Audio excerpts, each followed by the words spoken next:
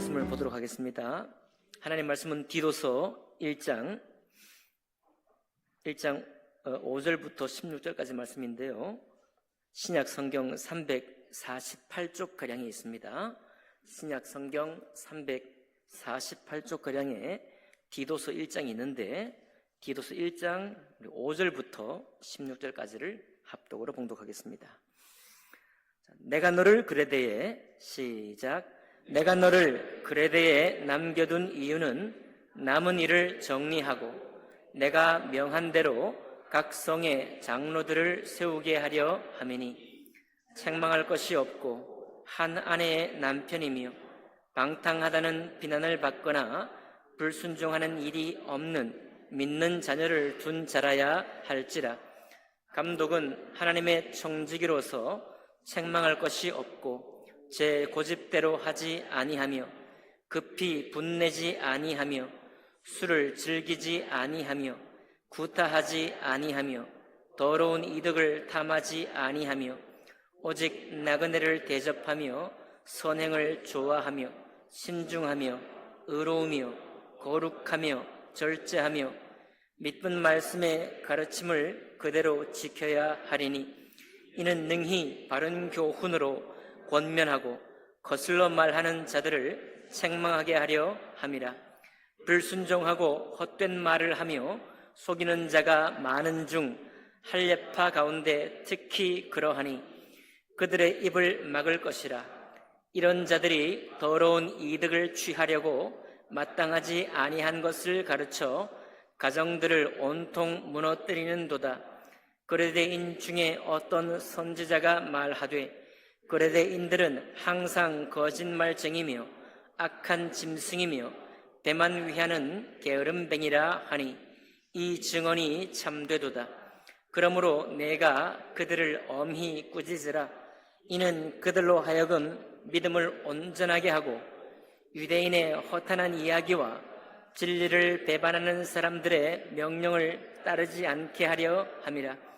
깨끗한 자들에게는 모든 것이 깨끗하나 더럽고 믿지 아니하는 자들에게는 아무것도 깨끗한 것이 없고 오직 그들의 마음과 양심이 더러운지라.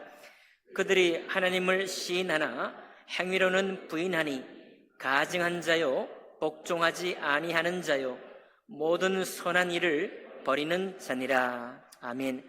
말씀과 예배를 위해 기도하겠습니다. 살아계신 하나님 아버지 감사드립니다. 오늘 이 아침에도 그레데 사람들을 통해서 주님 교훈해 주시고 우리를 생명 소망길로 나아가게 하실 것을 생각할 때 감사드립니다. 성령 하나님, 이 말씀대로 이루어 주시고 이 말씀이 우리의 말씀 되게 하시고 이 말씀이 거룩한 싸움을 방해하는 모든 악한 것들을 물리치고 또 그들에게서 돌아서는 그런 은혜가 있는 한 시간이 될 수 있도록 축복해 주옵소서. 예배 시종을 주님께 의탁하며 감사할 때 귀하신 우리 주 예수님 이름으로 기도하옵나이다. 아멘. 자리에 앉으시겠습니다. 이 시간 우리가 함께 합독한 이 말씀을 본문으로 해서 그레데인들의 신앙을 주의하라 라는 제목으로 하나님 말씀 나누겠습니다. 행당동 교회에 신학교 교정이 있습니다. 그 신학교 교정 앞에 아주 자그마한 표수다 선교사님의 묘비도 있고 그리고 잔디밭에 개나리도 심어져 있고 복숭아도 심어져 있고 장미도 심어져 있고 그리고 튤립도 심어져 있습니다. 이제 지난주에 가봤더니 개나리 꽃은 벌써 지고 없어졌죠? 바로 지난주에 복숭아 꽃이 아주 예뻤는데 그 복숭아 꽃도 다 지고 없습니다. 튤립도 이제 지고, 오늘 여러분 보셨겠지만 우리 교회 상수리 나무에 꽃인지 뭔지 잘 모를 저 꽃도 다 지고, 그러니까 신학교 교정에 볼만한 것들이 그 개나리 꽃이 펴서 개나리였고 복숭아 꽃이 폈을 때 복숭아였고 튤립이 폈을 때 튤립이었는데 이제 볼 게 없어요. 볼만한 게 없습니다. 곧 장미가 피겠지만 장미도 피고 난 후에 지겠죠. 다 각기 자기 주기를 따라서 피었다가 지는 것입니다. 하지만 그 꽃들은 아마 저한테 항의할지 모르겠습니다. 야, 내가 너 보라고 핀 거 아니야. 내가 필 때 돼서 피고 내가 질 때도 진 거지. 내가 너 보라고 핀 거 아니야. 그 사실은 개나리도 이제 푸른 잎사귀가 더 튼실하게 자라겠죠. 제 눈길은 받지 못하겠지만 제 눈길을 받지 못하는 사이에 가지는 더 굵어질 것이고 뿌리는 땅속으로 더 깊이 내려갈 것이고 또 내년에 꽃 필 때까지 비바람을 견디고 따가운 햇살 맞아가면서 또 추위를 버텨내면서 자기는 자기 이 주기를 따라 튼튼하게 자라갈 것입니다. 그러면서 식물들이 여러분 말은 못해서 그렇지 얼마나 열심히 싸우겠어요? 벌레와도 싸울 것이고 말씀드렸던 것처럼 바람과도 싸울 것이고 또 봉우리와 껍질이 이 줄기가 자라려면 껍질이 터져야 되잖아요. 우리 저기 벚나무가 굉장히 빠르게 자라는데 항상 자랄 때마다 그 각질이 터지는 모습을 봅니다. 그럼 껍질이 터지는 것도 자기가 감당을 해야 되고 잎도 커지려면 어때요? 잎맥도 뭐 이게 커지려면 뭐가 터져야 되겠죠. 그런 것과 늘 싸워야 합니다. 그런가 하면 식물도 싸움만 있겠어요? 식물도 아마 놀 거예요. 노는 것도 있을 것입니다. 왜냐하면 여러분 하나님은 위트가 넘치시는 분이기 때문에 하나님이 창조한 모든 세계가 싸움만 있는 그런 세계는 하나님이 창조하지 않으셔요. 아마 식물도 말 못하지만 노는 것도 있을 것입니다. 여러분 우리가 다 생명이 우리에게 있는 한은 그 생명은 자기 이 원리를 따라서 자기에게 하나님이 허락하신 그 생명의 주기를 따라 열심히 살아내고 열심히 놀기도 하고 열심히 싸워내고 있습니다. 어디나 그런 싸움들이 있고 그런 성장의 과정이 있는 것이죠. 근데 여러분 우리가 이제 곡식을 이제 농사를 지으면서요. 곡식은 자라게 하고 풀은 죽이려고 뭘 뿌려요? 약을 뿌리는데 무슨 약을 뿌려요? 제초제. 그렇게 말씀하셔야지. 제초제를 뿌리는 이유는 곡식은 살고 잡풀은 죽게 하려는 거죠. 그런데 어떤 사람이 살충제를 뿌려야 되는데 뭘 뿌려요? 제초제를 뿌리려고 하면은 여러분 어떻게 하겠어요? 큰일 나죠? 그렇게 하려면 하는 사람은 어떻게 됩니까? 뜯어 말려야 되죠. 그죠? 제가 며칠 전에 살충제를 뿌렸습니다. 살충제를 뿌렸는데 그 통에 남아있는 액이 있었어요. 아닙니다. 아닌 건 아니고요. 이게 제초제라 의심을 제가 못하고 뭐 좋은 거겠지 하고 거기다가 20리터 그냥 해가지고 뚜껑에 제초제 확 뿌려가지고 쳤습니다. 한참을 치는데 제 생각에 남아있는 게 제초제면 어떡하지? 그런 생각이 드는 거예요. 그래서 대파에 듬뿍 주고 그리고 괜히 잡초에도 줘봤습니다. 잡초에도 그 큰 잡초에도 확 주고서 잠을 잘 자고 그 다음 아침 일어나가지고 냉큼 가서 봤어요. 그랬더니 잡초가 살아있는 거예요. 대파도 멀쩡히 살아있더라고요. 제가 추측한데 그건 아마 혹시 우리 코로나 왔을 때 그 살균제가 남아있지 않았을까 이런 생각이 듭니다. 제가 좀 부주의하지 않습니까? 그거 다 비워내고 해야 될 텐데 했습니다. 어제 한 성도님이 저한테 얘기하는 거예요. 저도 참 궁금했습니다. 우리 이 교회에 그 담벼락 아래에 식물들이 있고 거기에 수국이 있어요. 수국이 옛날에 꽃이 폈거든요. 꽃이 제가 기억하기로 두 개가 폈습니다. 두세 개가 폈어요. 근데 1년 전부터 꽃이 안 피는 거예요. 근데 그 이유를 제가 어제 알았습니다. 그 성도님이 하시는 얘기가 가지치기를 하는데 꽃이 필 가지를 쳐버리면은 꽃이 안 핀다는 거예요. 여러분 아셨어요? 몰랐죠? 저도 몰랐습니다. 아마 어떤 분이 가지를 잘 깔끔하게 다듬는다고 가지를 쳤는데 무슨 가지 친 거예요? 꽃가지를 쳐버린 거예요. 그래서 여러분 이렇게 우리가 뭐 잘되게 하고 뭐 잘하게 하고 예쁘게 하려고 하는 일인데 그것을 지식이 없고 잘못 알아가지고 꽃 피는 가지를 쳐버리고, 저처럼 말이죠, 고구마 뭐 순을 막 따줘야 이 뿌리가 잘 열릴 텐데 순을 안 따주면 어떻게 됩니까? 순만 무성하고 잎만 무성하고 뿌리는 자라지 못하는 거죠. 그리고 말이에요, 곡식을 자라게 해야 되는데 잡초는 죽어야 되는데 살충제를 뿌릴 곳에 제초제를 뿌린다든지 이렇게 된다면 우리는 좀 일을 잘 못하고 있는 것입니다.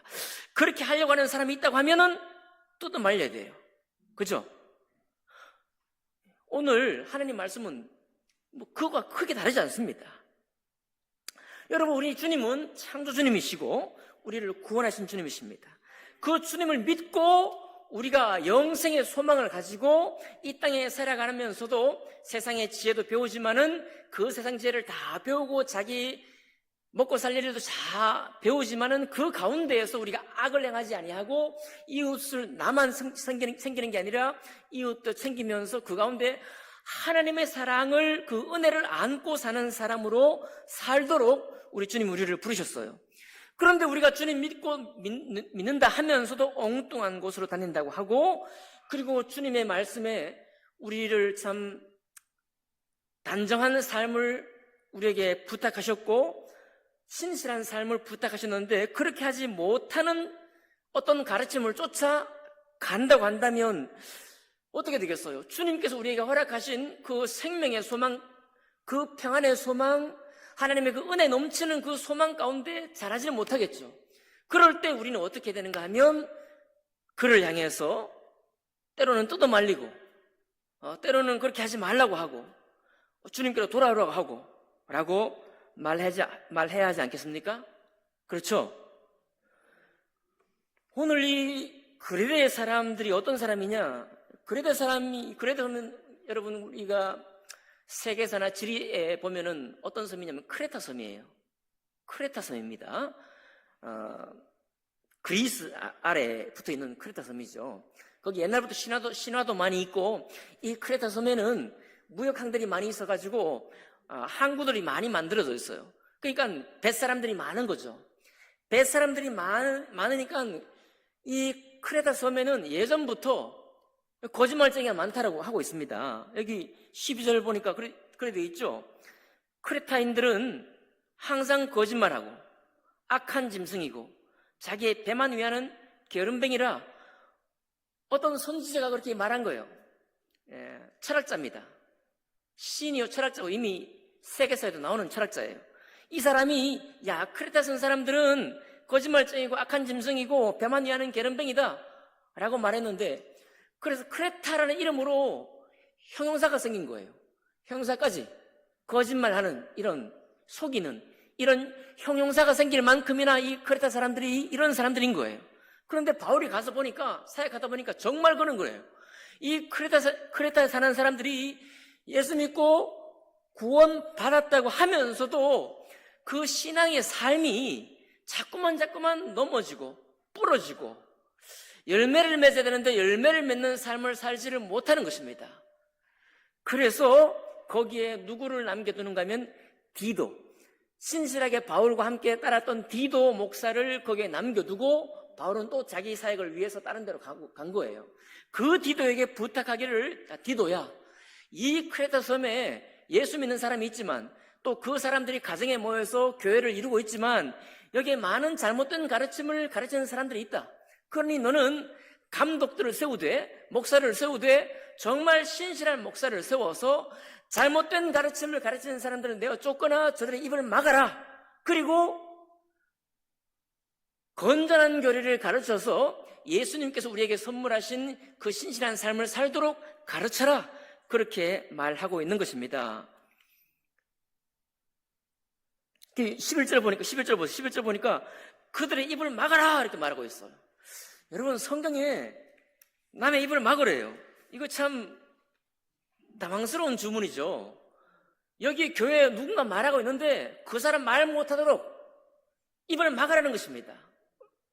아마도 이런 얘기를 그 사람이 비록 잘못된 교훈을 가르치고 있다고 해도 그 사람이 이런 말을 듣는다는 게 굉장히 불쾌할 거예요. 그렇죠? 너 교회에서 말하지 마. 다시는 교회에서 말하지 마. 이런 말 듣는 게 얼마나 또 그렇습니까?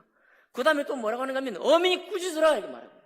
공중 가운데에서 너의 가르침이 하나님을 향해 진실한 가르침이 아니니 그 가르침을 가르치지 말라. 네 가르침은 잘못되었다라고 많은 사람 앞에서 꾸짖으라, 책망하라 라고 또 말하고 있습니다. 상당히 당황스러운 것이죠. 오늘 말씀에는 없지만 3장에 가면 더 강하게 말합니다.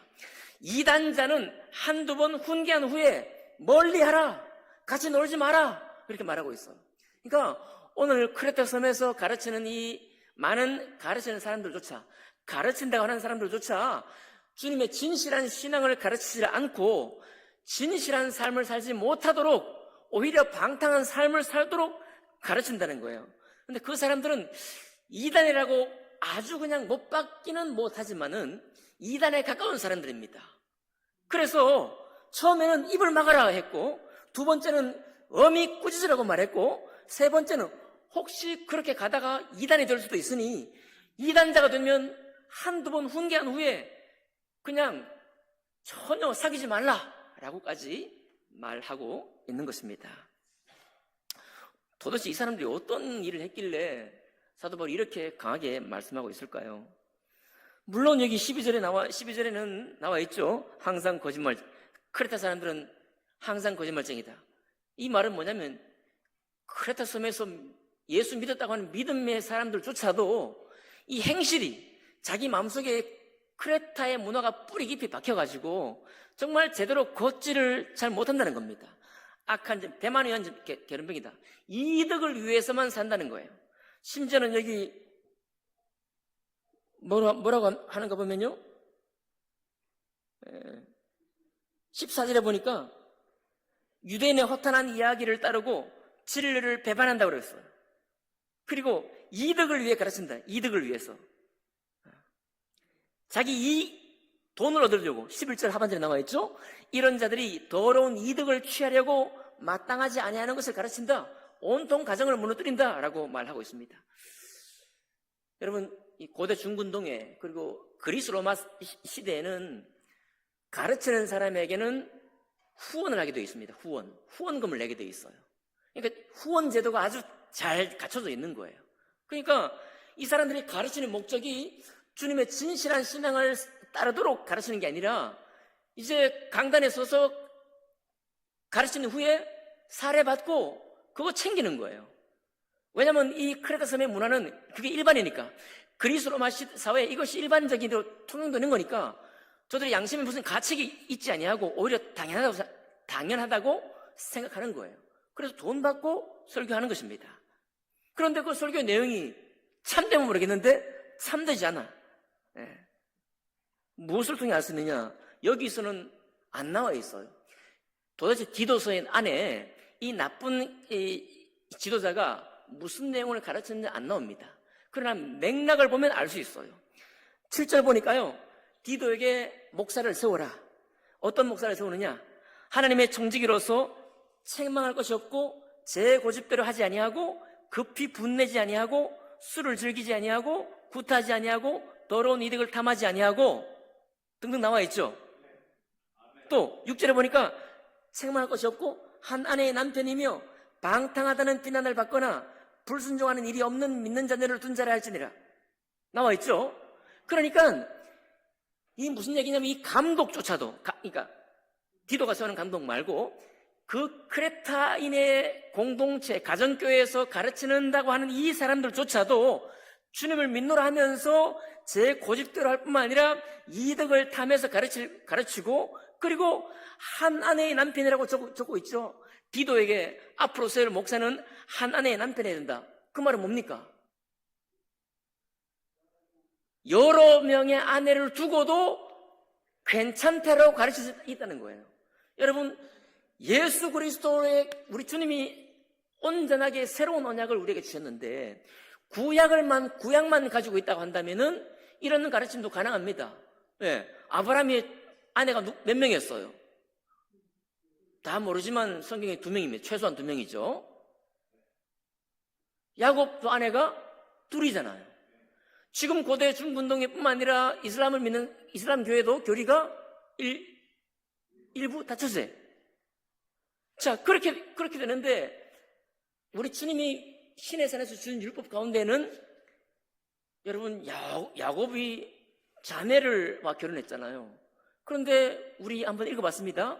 레위기에만 와도, 창세기 족장시대 말고 율법시대만 들어와도 자매를 취하지 말라고 하고 있어요.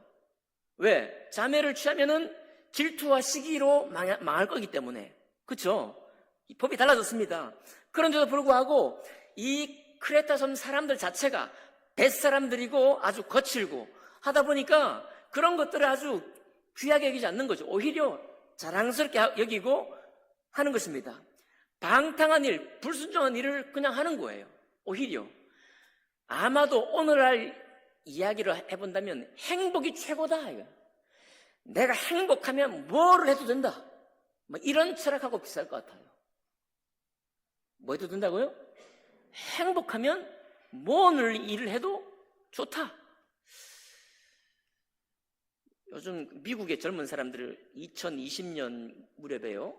조사해보니까 미국 젊은이들의 신앙이, 그리스도인들의 신앙이 전부 어떤 신앙이냐면 행복 최우선주의 신앙이 돼요. 지금 우리들의 신앙이 어떻게 가고 있는가 하면 또 그렇게 가고 있습니다. 행복하면 다 괜찮은 것처럼 그렇게 우리도 벌써 그렇게 가고 있는 중에 있습니다. 근데 뭐 이런 비난을 이 크레테 사람들에게만 할 필요는 없습니다. 사실은 주님께서 기도서 1장 13절에 보면 1장 13절 아니죠. 어디에 보면 이렇게 써놨습니다. 우리도 전에는 어리석은 자요, 순종하지 아니한 자요, 속은 자요, 여러 가지 정욕과 행락의 종로로 탄 자요, 악독과 투기를 일삼은 자요, 가증스러운 자요, 피차 미워하는 자였다. 어디 있나요? 기도서 3장에 있죠. 우리도, 여러분과 저도 믿기 전에는 이 지금 크레타 섬의 그리스도인들은 믿고 난 후에도 이렇게 하지만 우리 스스로가 어떤 사람이었느냐? 예수 믿기 전에 이런 사람이었다는 거예요. 우리도 어리석은 자요, 순종과 불순종하고 악독과 투기를 일삼고 피차 미워한 사람이었다. 내가 옳다, 너는 틀렸다 하는 말을 끝까지 지켜내기 위해서 다른 사람을 비방하고 비난하는 것 자체를 아주 즐겨했다. 그런 사람들이었다는 겁니다. 행락의 종로로 됐다. 행복하면 모든 것이 오케이다가 하는 그런 삶을 우리도 살았다라는 것입니다. 그런데 그때 그런 우리에게 예수님이 오셔서 뭐라고 하셨느냐? 우리 구주 하나님의 자비와 사람을 사랑하심이 나타날 때 그때 우리를 구원하시되 우리의 행한 바, 우리가 행한 잘한 행위로 말미암지 아니하고 오직 주님의 긍휼하심을 따라서 중생의 씻음과 성령의 새롭게 하심으로 하셨다라고 말하고 있어요. 중생의 씻음, 거듭난다. 우리가 이 땅에서 다시 죽고 살 수는 없지만 우리가 다시 태어난다. 거듭날 수 있도록 우리의 모든 더러운 죄악들을 씻어내셨다. 우리의 불순종하는 마음들도 씻어내셨다. 그리고 씻어내실 뿐만 아니라 성령의 새롭게 하심, 성령을 우리에게 주셔서 우리의 마음과 양심을 새롭게 했다는 사실입니다. 그러니 하나님의 영으로 우리의 마음과 양심을 새롭게 하셨으니 전에는 우리가 똑같은 양심을 가졌어도 유대인들처럼, 믿지 아니하는 유대인들처럼, 이 크레타 섬 사람처럼 나 잘 산다 하면서 하나님 말씀을 거역하고도 거역하는 줄도 모르고 살았던 우리인데 이제 주님이 우리를 씻으시고 새롭게 하신 그 마음과 양심을 갖고 보니 다시 그렇게 사는 것이 아니라 하나님이 우리에게 주신 선한 삶을 위해서, 하나님의 맺게 하시는 선한 열매를 맺기 위해서 힘써 싸우고 그 삶을 추구하기 위해서 살게 되었다는 것입니다. 그러니까 이 교회의 가르침은 우리의 단지 행복을 위해 살게 가르치는 것이 아니고, 우리 주님도 물론 하나님 말씀을 행복을 위해 주셨다고 말씀하고 있지만 그 행복에는 하다못해 저 식물도 모진 비바람과 싸우고 추위와도 싸우고 강한 장렬하는 태양과도 싸우고 그 싸움을 통해서 창조된 자기의 본성을 피워내듯이 우리 하나님의 형상대로 지어진 바 우리는 하나님의 새롭게 하심을 따라서 우리 주님의 선한 말씀을 맺기 위해서 우리도 이 땅에 살면서 싸우고 악한 것과 함께 하지 아니하고 잘못된 가르침을 혹했다가도 그와 멀리하는 이런 싸움 속에서 신실한 삶을 이루어 간다는 것입니다. 이게 바로 그리스도인의 삶이고 교회가 가르치는 삶인 거예요. 그런데 우리가 이 땅의 신앙생활을 하는 것이 참 만만치가 않습니다. 믿는 사람들도 너무 이상한 일을 많이 하니까요. 특정해서 좀 죄송합니다만은 미국 대통령 트럼프 대통령이 한 나라를 치기 위해서 기도를 부탁하고 많은 그리스도인 지도자들이 트럼프 대통령의 머리에 손을 얹고 대통령 집무실에서 기도하는 장면을 온 세계에 중계를 했습니다. 사진을 알렸어요. 여러분, 기도는 우리처럼 남북전쟁할 때, 남북전쟁이 아니죠. 한국전쟁할 때 우리가 정말 이거 괴멸되기 위험에 처했을 때, 간절한 적군의 침공을 받았을 때 승리하게 해달라고, 살아남게 해달라고 하는 기도는 얼마나 복됩니까? 침략을 하기 위해서 그 기도하는 장면을 온 세계에 내보낸다. 여러분은 미국의 대통령이 어떻게 생각할지 저는 모르겠습니다만은 그건 잘못된 행동입니다. 기도를 어디 하든 말든 자기들끼리 할 것이지 남의 나라를 십자군 전쟁입니까? 십자군 전쟁입니까? 그런 식으로 기도를 내보냈어요. 그러니 기독교의 가치가 땅에 떨어집니다. 근데 그걸 보고 또 유대인 한 병사가 예수 그리스도의 상을 끄집어내갖고 짓밟아버렸어요. 그것도 보셨나요? 아마도 그 병사가 미국을 증오하는 마음도 있었겠고, 미국을, 그쵸? 미국을 증오하면 안 되지, 그쵸? 네, 예수님을 증오해가지고, 여러분, 유대인들이 예수님 안 믿으니까. 이해하시죠? 우리가 시위하는 옛날에 어르신들이 미국 성도기 가지고 이스라엘기 가지고 나가 시위하기도 하는데, 좀 안 그랬으면 좋겠는데, 여러분, 이스라엘기를 왜 건듭니까? 여러분, 이스라엘은 예수 믿는 민족이 아니에요. 저들은 우리에게 성지순례도 가고 하나님의 구약 말씀을 책임진 민족이긴 하지만 예수 믿지 않는 민족이에요. 그러니까 예수님에 대해서 증오하고 예수님을 정말 싫어합니다. 그러니까 유대인 병사가 예수님의 상을 끌어내려갖고 짓밟잖아요. 그것을 아예 자랑하는 것처럼 내보내잖아요. 그렇죠? 여기 여러분, 유대인이 허탄한 이야기를 한다, 이 말을 잘 기억해야 됩니다. 우리는 민족적인 이스라엘을 지지하는 사람들이 아닙니다. 그리스도인들은. 유대인들은, 유대교의 사람들은 기독교를 싫어해요. 지금도. 함께 할 수 없습니다. 언제 우리가 함께 할 수 있느냐? 저들이 예수 믿고 돌아올 때 돌아온 이스라엘과 함께 할 수 있어요. 믿는 유대인들과 기독교인이 함께 할 수 있는 것입니다. 그러니까 그런 이런 모습들을 볼 때 여러분과 제가 제정신으로 신앙생활 하는 것도 만만한 일은 아닙니다. 게다가 여러분, 우리 앞선 세대는 정말 살아가기 위해서 애를 썼던 사람들이기 때문에 우리가 우리의 감성을 혹은 우리의 이 땅의 삶을 향유한다는 것을 별로 잘 알지를 못했습니다. 그러니까 젊은 세대들은 살아남기 위한 삶을 사는 것이 아니고 이미 선진국 대열에 들어온 우리나라에서 풍요로운 곳에서 자기의 삶을 꿈도 꿀 줄 알고 자기 삶의 자유를 표현할 줄도 알고 자기의 감성을 분출할 줄도 아는 세대에 살고 있는 것입니다. 그렇죠? 우리가 볼 때는 때로는 이상해 보이기도 하지만 그들에게는 원래는 앞선 세대가 특별한 정말 좋지 않은 환경에 산 거죠. 꿈도 꾸지 못하는 시절을 살았으니까요. 그런데 지금 세대는 꿈을 꾸고 자기의 감성을 표현할 수 있는 시대에 살고 있으니까 좋은 시대를 사는 것입니다. 자기를 돌아볼 수 있는 힘이 있어요. 자기의 삶을 사랑할 줄 아는 그런 시절을 만난 것입니다. 지지해주고 싶습니다. 저들을 응원해 주고 싶어요.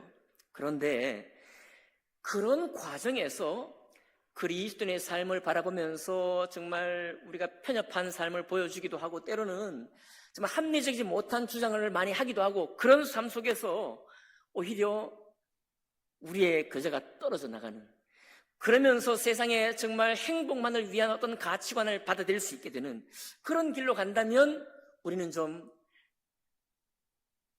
그것은 안 되겠다라고 말리고 싶은 것입니다. 여러분 그렇습니까? 제가 며칠 전에 제 딸이 보여준 연극을 봤습니다. 한국의 역사를 장총으로 표현하는 연극이었는데요. 거기서 제가 또 저를 아프게 만드는 한 장면이 있었습니다. 저는 교회 목회하는 사람이기 때문에 교회에 관한 얘기가 나오면은 당연히 제가 귀를 쫑긋 기울입니다. 이 작가가요, 이제 글을 쓰고 이게 연극 무대에 올라야 자기가 수입이 생길 거 아니에요. 대본을 써야. 근데 세상에 작가도 많고 무대는 좁으니까 정말 어떻게 써도 잘 무대에 못 올라가고 돈도 못 버는 거예요. 그러니까 얼마나 간절하겠어요. 열심히 써가지고 좀 무대에 올려야 되겠다. 너무 괴로우니까 이 창작의 상상도 떠오르지 않으니까 교회로 간다고 그랬어요. 교회로 가서 위로받으려고. 그런데 사실은 교회로 가는 게 아니고 분명히 대사는 교회로 간다고 그래놓고 가는 곳이 어디냐면은 술 한잔 할 수 있는 곳으로 간 거예요. 거기서 자기 괴로운 심정을 토로하는 거예요. 자기가 앞으로 쓰는 연극을 기획해줄 그 감독하고 둘이 앉아가지고 자기 할선도 하고 하는 곳이. 근데 그곳을 말하면 술집이죠. 술집을 말하는데 교회로 간다고 말하는 거예요. 첫 번째 그 장면이 나왔고, 나중에도 교회로 가자 하는데 또 교회로 가는데 거기로 가는 거예요. 자, 그걸 보면서 제가 너무 마음이 아팠습니다. 너무 괴로웠어요. 이게 무슨 얘기냐? 교회가 하나님의 거룩한 말씀을 가르치는 거 잘합니다. 저도 여기 포함되어 있는데요. 거룩한 교훈을 하는 것 좋은 것입니다. 그런데 언제부턴가 교회가 내 속의 얘기를 하지 못하는 교회로 된 거예요. 내 속의 인생의 고민, 이 환란을 말을 못하는 곳이 된 것이고, 이거 어디 가서 말하느냐? 내 친구들 만나고 술 한잔 하는 곳에 가서 거기서 눈물 흘리면서 자기 고백을 다 하고 있는 거예요. 그러니까 제가 그 연극을 보면서 읽히기를 너무 가슴이 아픈 것입니다. 도대체 주님 앞에 나와서 토로하고 주님 앞에 눈물을 흘리고, 우리 옛날에 그랬거든요. 시부모 모시는 젊은 가정이 있었습니다. 너무 괴로운 거예요. 그러니까 매주가 아니고 평일에도 교회에 와가지고 목사님 만나가지고 얘기하고 괴롭다는 얘기를 하고 그러면서 막 1년, 2년, 3년 지나가는 거예요. 여러분, 그런 곳이 교회 아닙니까? 아멘. 여러분, 우리가 지금 마을회관처럼 우리 몇 분들은 평일날 자주 와요. 너무 좋습니다. 우리 에스테반, 나오미반 정말 교제가 너무 좋은데 너무 좋아요. 제가 보기 너무 좋습니다. 그런 교제가 점점 더 왕성해지면 어떻게 됩니까? 못할 이야기, 내가 못하는 이야기, 내가 아무에게도 못하는 이야기를 그 속에 풀어내잖아요. 그렇죠? 우리 세상 친구에게도 풀어놓을 수 있지만 사실은 그리스도인의 생활을 점점 하다 보면은 세상 친구에게 말할 수도 없습니다. 그러니까 우리끼리 만나가지고 고민 얘기하고 막 토로하면 마음에 좀 시원하고, 그래요, 안 그래요? 그러면서 내 안에 토로한 후에 다시 주님이 내게 부탁하시고 명하신 선한 삶을 쫓아서 함께 세워져 가기를 힘을 내지 않습니까? 그런데 그 연극에서 말이죠, 오늘날 내가 토로할 곳이 없고 교회 가서 말할 수 있는 곳이 없고 어른들 와서 자꾸 시키기만 하고, 제가 그랬나 봐요. 목사님 자꾸 시키기만 하고 내 얘기 안 들어주시고 이렇게 되면은 교회 와서 토로하고 그 다음에 더 높은 수준에 그 다음에 하나님 말씀께로 나아가야 되는데 마음이 꾹 닫혀 있으니까, 마음이 꽉 막혀 있으니까 그 다음 단계로 나아가지를 못하는 거예요. 그래서 그 대사가 제 마음에 너무 아팠습니다. 여러분, 우리 교회 정말 좋은 교회입니다. 좋은 교회인데 우리가 정말 다른 사람의 아무에게도 할 수 없는 그런 고백들을 들을 수 있는 한두 사람, 두세 사람이 꼭 있기를 원합니다. 여기 교회에 오면 내 이야기를 들어줄 사람이 있다고 하는 그런 교회가 되기를 원합니다. 그렇게 해야 그 다음으로 갈 수 있습니다. 그 다음 우리 주님께서 우리에게 주셔서 중생의 씻음과 성령의 새롭게 하심을 통해서 하나님의 선한 열매를 맺기 위한 선한 싸움을 싸우는 대로 나아갈 수가 있는 거예요.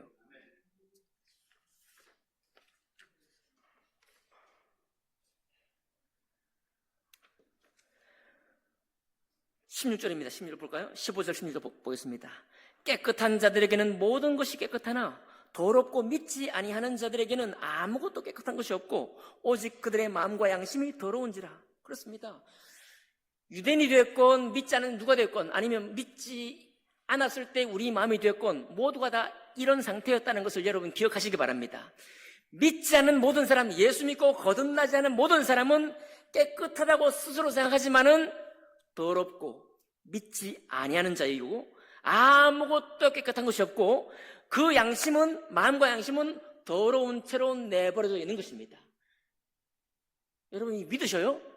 여러분 우리가 그랬던 시간을 여러분 떠올릴 수 있나요? 나는 잘 살고 나는 괜찮았다고 생각했지만 실제로는 하나님의 선한 말씀, 어떤 말씀도 반응하지 못했던 상태였다는 거 기억합니까? 하나님의 선한 말씀에 내 귀가 조금도 귀 기울여 본 적 없던 상태인 것을 기억합니까? 그러니 여기 말하는 깨끗함과 마음과 양심의 깨끗함이라는 건 뭐냐면 유일하게 참되신 주님 보실 때 깨끗한 상태고 유일하신 참되신 우리 주님 보실 때 양심과 마음이 깨끗한 상태인 것을 말하는 것입니다. 우리가 믿기 전에는 그런 상태가 아닌 거예요. 아멘입니까? 믿고 내 죄된 것을 고백하고 내 안에 깨끗한 것이 없었군요. 내 양심도 더럽혀진 양심이었군요. 그러나 이제 내 죄를 고백하고 주 예수를 영접하고 나니 주님께서 나의 부패한 마음을 드러내셔서 이제는 죄에 대해서 민감하게도 하시고 오히려 하나님 말씀이 들리게 하셔서 그 말씀을 따라 살게 하셨습니다. 이제는 제 고집대로 사는 것이 아니고 급히 분내다가도 분내지 아니하고 술을 즐겼다가도 술을 즐기지 아니하고 구타하며 더러운 이득을 구했다가도 더러운 이득을 구하지 아니하고 오직 나그네를 대접하고 선행을 좋아하고 신중하게 신앙생활을 하며 의롭고 거룩하고 절제하고 믿음의 말씀을 가르치는 사람으로 살겠습니다. 이렇게 나아간다는 거예요. 그게 바로 우리 주님께서 여러분과 저를 불러서 아름답고 선하고 깨끗한 양심을 가진 그리스도인으로 만들어가는 하나님의 은혜인 것입니다. 여러분, 그러니 오늘 말씀의 제목은 크레타 사람들의 신앙을 뭐하라? 주의하라. 주의하라. 우리도 흔들리는 사람입니다. 우리도 영향을 받고 때로는 누리는 것도 좋아하고 때로는 행복을 위해서 쫓아갑니다. 우리도 다 그렇죠. 하지 말라는 것이 아니고요. 그 행하는 가운데 이것이 주님께서 우리에게 부탁하신 마음과 양심의 선한 열매를 맺어가는 그 삶에 어떤 영향을 미치고 있는지를 분별하면서 계속해서 선한 싸움을 싸워가도록 해야 한다는 것입니다. 때로는 떠나고 때로는 그들의 입을 막고 때로는 엄히 책망하기도 하고 때로는 교제하지 않고 그렇게까지 하면서 지켜야 한다는 거예요. 제 주제를 뿌리려고 할 때 그거 뿌리지 마! 그러면 죽어! 라고 해야 한다는 거죠. 우리가 서로에게 대해서, 우리 자신에 대해서도 마찬가지로 말이죠. 우리는 우리 자신의 삶의 애환을, 이거는 믿지 않는 사람이나 믿는 사람이나 똑같습니다. 삶의 애환을 토로할 수 있는 열린 공간에 그런 교회가 되길 원합니다. 충분히 열린 공간이 되길 원해요. 그러나 동시에 거기에 하나님의 선한 양심을 쫓아 살 수 있도록 서로를 권면하고 서로를 세워주고 계속 은혜를 따라 살도록 격려하도록 해가야 합니다. 그저 세상 행복, 모든 누리는 걸 쫓아 그냥 방만하게 우리를 열어놓고 그렇지 뭐 사는 거 뭐 별거 있나?